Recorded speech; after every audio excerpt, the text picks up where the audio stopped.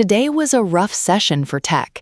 The Nasdaq Gap Down 2.2%, erasing weeks of slow recovery in a single afternoon.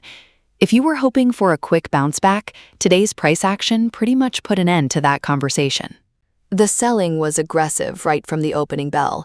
It wasn't just a slow drift lower. Gaps opened up across all the major tech indices. Once those levels broke, we saw a broad liquidation across the entire tape. The selling is coming from two main fronts. First, the macro. New Fed Chair Kevin Warsh is wasting no time establishing his policy credibility. He's taking a hard hawkish line, signaling that liquidity conditions are going to keep tightening through July. Wall Street is taking this Fed pivot seriously. Major banks like Bank of America and Deutsche Bank have already updated their forecasts, now projecting 3 and 2 rate hikes respectively for the rest of 2026. Higher rates mean compressed valuation multiples, especially for high-flying tech names. The second pressure point came from overseas. A semiconductor panic in South Korea triggered a market-wide circuit breaker. Hardware giants Samsung and SK Hynix both plunged over 12% on rumors of new capital gains taxes and production delays for their next-generation memory chips. This global hardware panic hit the market at the worst possible time. We are right in the middle of institutional quarter-end rebalancing.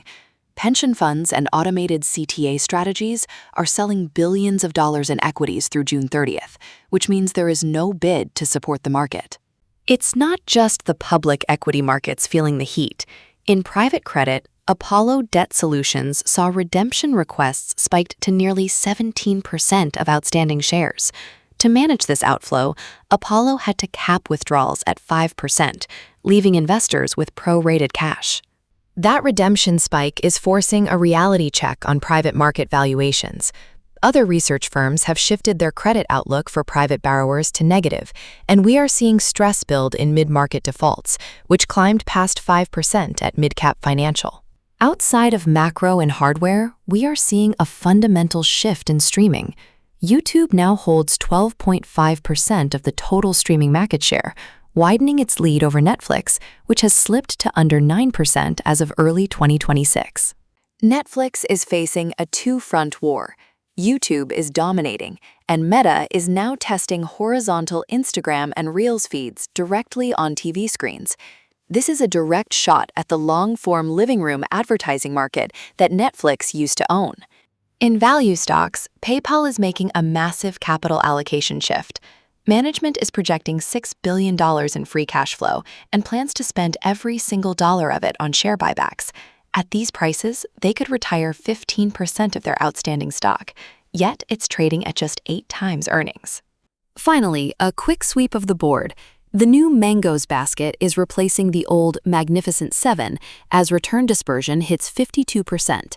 In software, Salesforce and Accenture hit 52-week lows on AI coding concerns, and SpaceX has fully retraced its post-IPO gains. So here's the watch list for tomorrow.